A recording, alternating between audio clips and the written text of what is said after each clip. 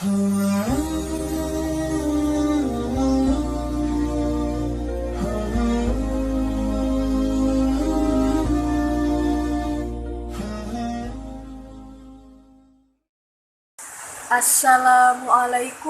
warahmatullahi wabarakatuh.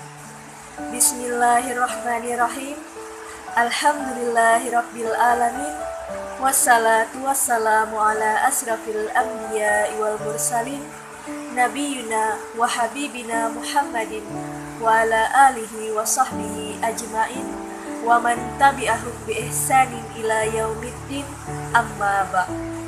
Kepada seluruh hadirin yang saya hormati dan saya banggakan, pertama-tama marilah kita panjatkan puja dan puji syukur kehadiran Allah Subhanahu wa Ta'ala yang telah memberikan kita taufik, rahmat dan hidayahnya kepada kita semua, sehingga kita dapat berkumpul bersama dalam memperingati hari Isra Mi'raj Nabi Muhammad sallallahu alaihi wasallam. Salawat serta salam tak lupa pula kita haturkan kepada junjungan kita baginda besar Muhammad sallallahu alaihi wasallam. Semoga kita semua mendapat syafaat beliau di hari akhir kelak. Amin amin ya rabbal alamin. Para hadirin yang dimuliakan Allah Subhanahu wa taala, perlu kita tahu bahwa 14 abad yang lalu terjadi sejarah yang sangat besar bagi umat manusia. Pada bulan-bulan sebelum hijrah ke Madinah, Rasulullah Muhammad sallallahu alaihi wasallam mengalami peristiwa dahsyat dan luar biasa yang tak mampu dicerna oleh akal manusia. Bahkan tidak sedikit yang masih mengabaikan kejadian ini. Apabila kita masih mengaku beriman dan percaya kepada Nabi dan Rasul, kita wajib juga untuk percaya terhadap peristiwa ini.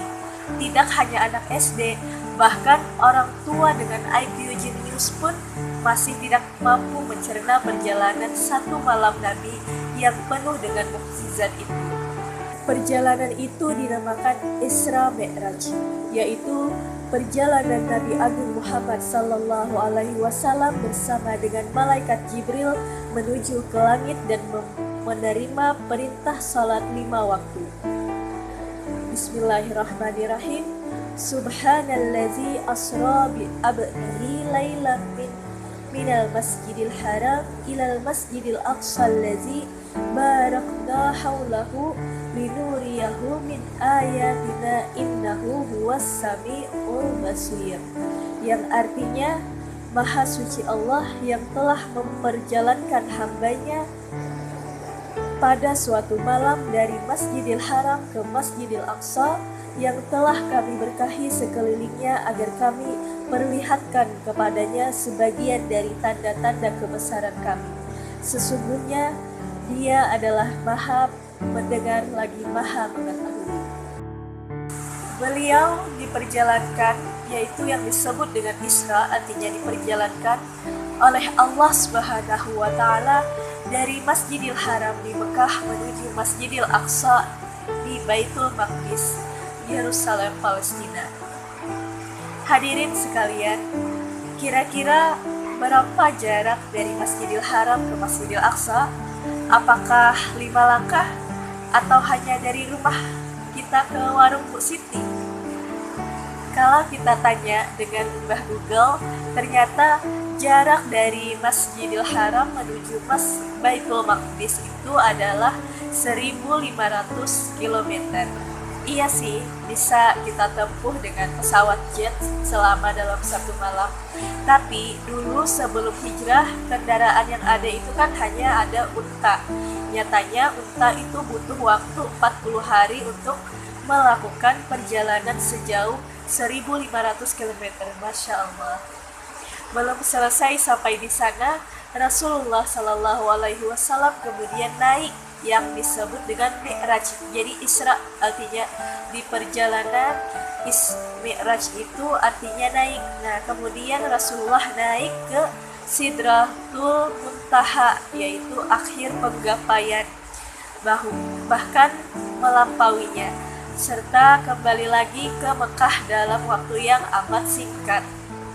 Perjalanan ini adalah salah satunya perjalanan dalam sejarah umat manusia menuju ke langit ketujuh dalam waktu yang amat singkat, yaitu hanya 1 malam. Dalam perjalanan ini, Nabi Muhammad SAW dan seluruh umatnya mendapatkan perintah untuk melakukan ibadah wajib, yaitu sholat 5 waktu langsung dari Allah Subhanahu wa Ta'ala. Sholat merupakan hal yang sangat penting bagi keimanan kita.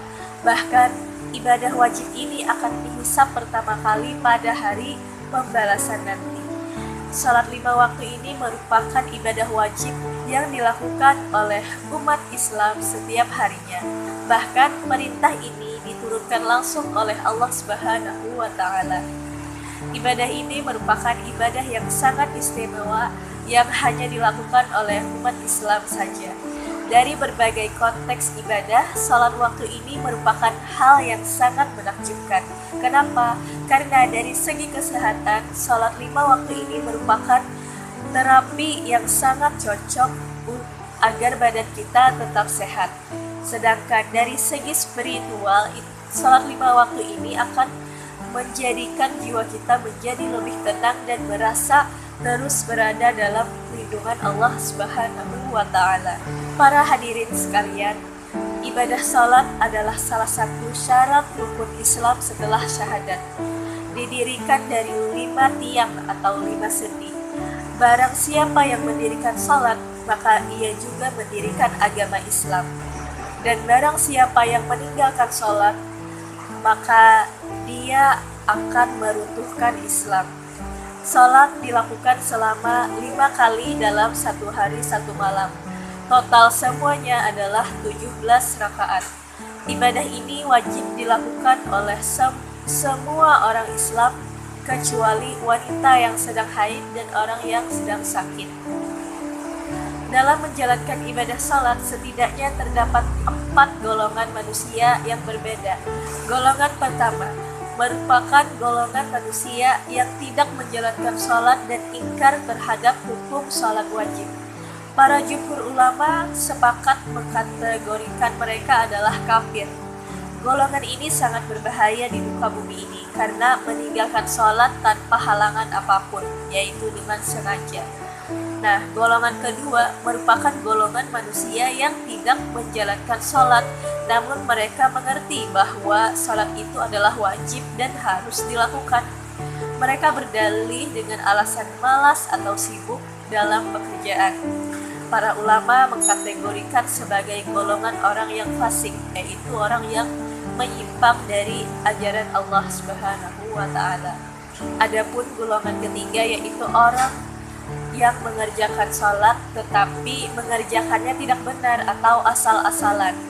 Nah, mereka ini tidak mengerti esensi salat bagi umat Islam, bahkan hanya sebagai menggugurkan kewajiban salat saja. Dan golongan yang terakhir adalah mereka yang mengerjakan salat dengan benar sesuai dengan syariat Islam. Nah, memetik momentum dari Isra Mi'raj di bulan Rajab ini, mari kita kembali mengingat kualitas salat kita. Apakah sudah khusyuk atau belum? Apakah sudah sempurna gerakan dan bacaan salat kita atau belum?